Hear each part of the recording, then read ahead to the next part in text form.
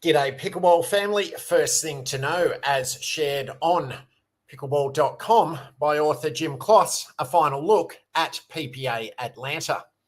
The PPA's Atlanta Open followed MLP, Major League Pickleball Atlanta, and the players will now get some well-earned rest before we pick up again with the Texas Open from the Oasis Tennis Club outside Dallas on May 29.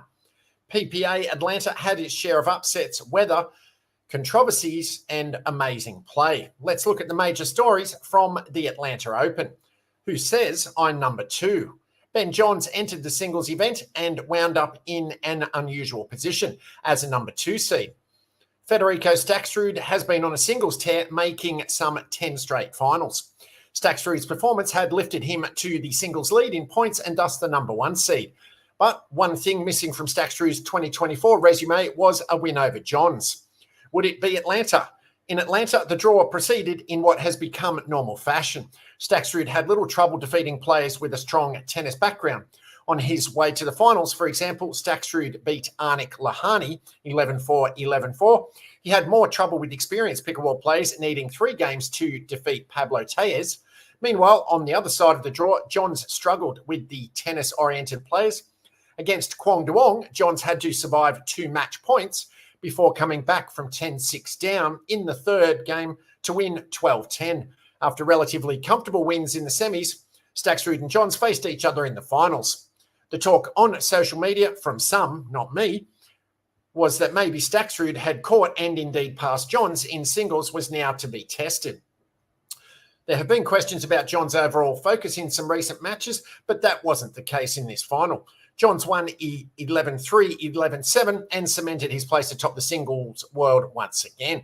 Johns is undefeated against Staksrud in 2024.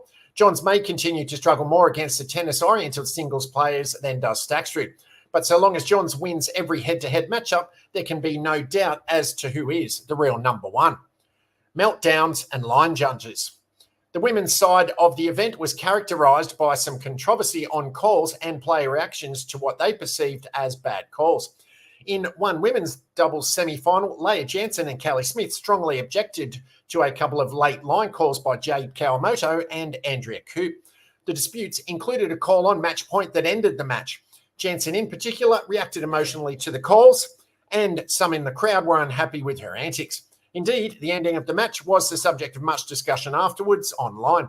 What was ironic about the whole thing was that online replays showed Leah Jansen had made an incorrect call in her quarterfinal match with Georgia Johnson and Mari Humberg. On an important point in Game 2, Jansen called a Johnson smash out that was shown online to have been good by at least 4 inches. Because the match was not on centre court, no video challenges were available. No one believes any of the calls mentioned were made in bad faith, but it does show that anyone can make a mistake, and what goes around comes around. Jansen also ran into issues in her bronze medal match with Salome Davidze. Line judges were needed, and there were at least 5 disputed calls in the first part of Game 1. In any event, Davidze prevailed in 3 games to take the bronze. A triple for ALW. Annalie Waters had to be exhausted after playing quite a few matches at MLP Atlanta and then following it up by making 3 finals at PPA Atlanta. But as long as she had to play 3 gold medal matches, she figured she may as well win them. In singles, she defeated Paris Todd in a very close 3-game match.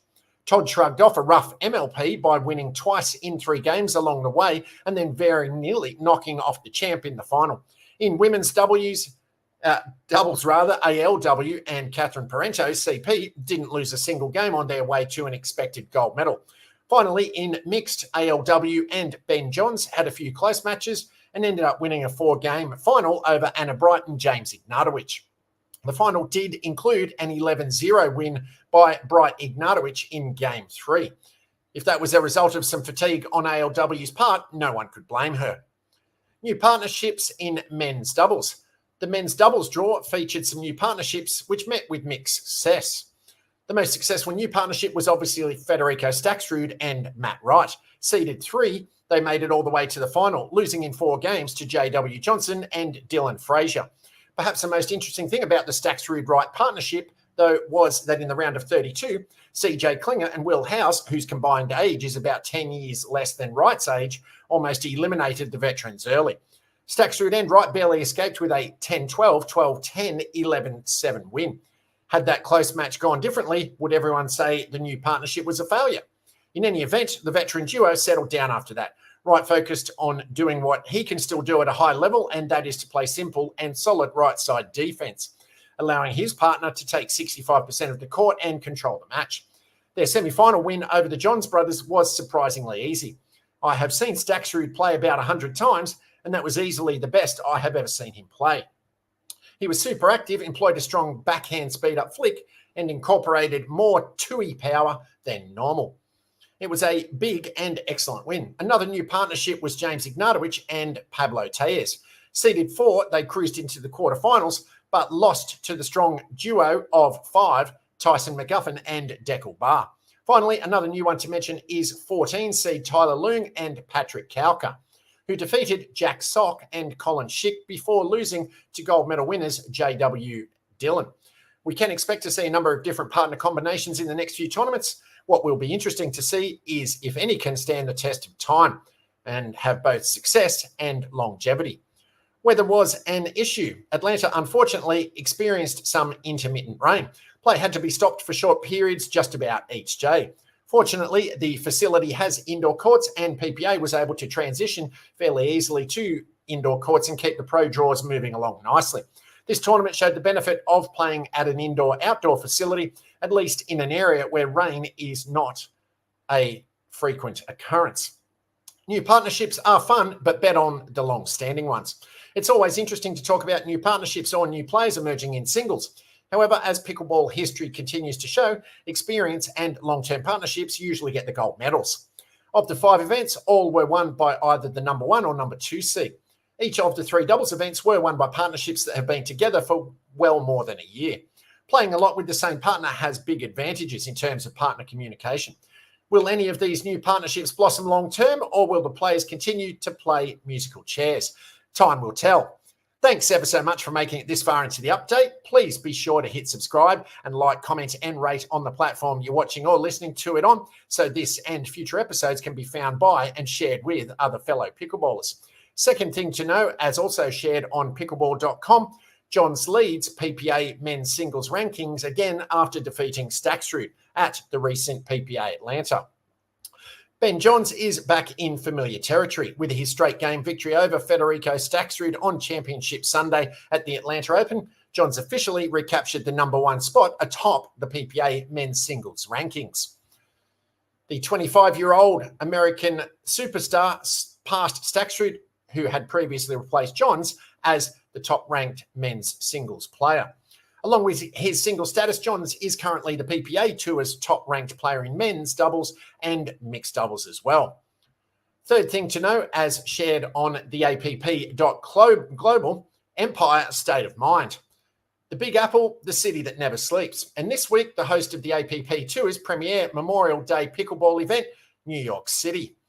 The APP Tour returns to one of the most legendary and historic venues in all of sports, the USTA Billie Jean King National Tennis Center, for the 2024 APP New York City Open. Medals and prize money are up for grabs, and national TV broadcasts under the lights on CBS Sports Network and Fox Sports 1. Pickleball players from around the world will hit the courts this week in New York, featuring amateurs of all ages, pickleball's elite pros, the Champions 50+ and Masters 60+ divisions, the return of the season-long Humana Cup competition, and the debut of an all-new event, the APP NYC Shuffle. The 2024 APP New York City Open is the second major tournament of the year, bringing enhanced prize pools and tournament draws throughout the week. The event is also a USA Pickleball Golden Ticket event, meaning gold medalists earn the right to secure their spot at the USAP National Championships in November. In addition to hosting singles, doubles, and mixed doubles action throughout the week, the APP New York City Open will debut the inaugural APP NYC Shuffle on Sunday, May 26. In this exciting new event, 16 men and 16 women will compete for $75,000 and the right to be crowned the best doubles player on the APP Tour. The men's and women's players will be divided into 4 pools of 4 players each and shuffled into different team matchups for round-robin play. The top teams will advance to knockout rounds and champions will be crowned. In lieu of Championship Sunday, all APP Pro Gold Medal matches will be played on the day of their respective brackets. It wouldn't be a New York show without some headliners. Here are the top storylines heading into the 2024 APP New York City Open. Return of the Queen, Simone Jardim, stole the show with 2 gold medals at the recent APP Classic in Cincinnati. The longtime pickleball veteran earned her first women's singles gold since 2021 and another in women's doubles alongside Alison Harris. Jardim also won women's doubles gold in NYC last year, and the duo are this year's top seed. Andre the Giant, Andre Diescu, returns to action with 6 APP Tour medals under his belt in 2024, tied for the most among APP Tour men's pros. He'll pair up in men's doubles with Jack Monroe and Jill Braverman in men's doubles. Diescu earned a gold at the 2023 APP New York Open in men's doubles. Formidable Fudge, Megan Fudge, returns to New York as the top seed in women's singles. The Bel Air, Florida resident joins forces with Yana Newell, who earned a silver medal in Cincinnati in women's doubles. Fudge and Monroe will team up in mixed doubles as the number 3 seeds. New champs in town, Rob Nunnery and Ryla DeHart each earned their first APP Tour gold medals of the season in Cincinnati and are looking for more hardware. Nunnery teams up with APP Next Gen US national team member Richard Livanese Jr. as the top seed in men's doubles and alongside Susanna Barr as the number 1 seeds in mixed doubles. DeHart squads up with Kelsey Grambo and Eric Onsens. Raising the bar, Susanna Barr earned 24 total medals, including 11 golds in 2023, and secured her first gold of 2024 alongside Brandon Lane in Cincinnati. Barr and Nunnery look to return to the top of the podium in mixed doubles, and Mari Humberg will join her side in women's doubles. Rematch, anyone? Will Sobek and Vuk Velikovic delivered one of the most exhilarating matches in APP Tour history at the 2023 APP New York City Open, and both competitors will return to the courts. Will we see a rematch in the men's pro singles final? Fourth thing to know, as shared on thedinkpickleball.com, Cincinnati Open's $260 million renovation includes pickleball courts. In the latest example of tennis facilities embracing pickleball, the Cincinnati Open, one of the longest-running tennis events in the country, announced a $260 million renovation project to its facility that will include the construction of 6 pickleball courts. The campus, based in Mason, Ohio, hosted the PPA Cincinnati Open last September. It's home to one of the premier tennis events on the ATP Tour calendar every August leading up to the US Open. Upgrades coming to the Cincinnati Open. The campus will be updated with modern stadium facades and extensive landscaping. Among the upgrades include new fan amenities such as a permanent fan plaza that's shaded with a canopy and additional green space, a 56,000 square foot 2-player centre, which will include a lounge and restaurant space, renovations of the current player facilities on the 3 lowest floors of the Paul Flory Player Centre, including additional locker space and an expanded fitness centre, a new 6-court indoor facility, creation of 6 pickleball and 2 padel courts, and a new 2,000-seat stadium, which will be the 4th largest of the venue's 5 permanent stadiums. All in all, the campus will grow from 21 to 31 courts.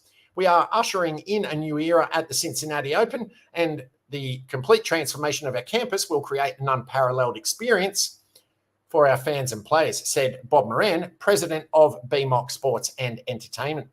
This announcement comes on the heels of the French Open announcing that this year's event on the red clay of Roland Garros will feature pickleball demonstrations on a few of the outer courts during the championship.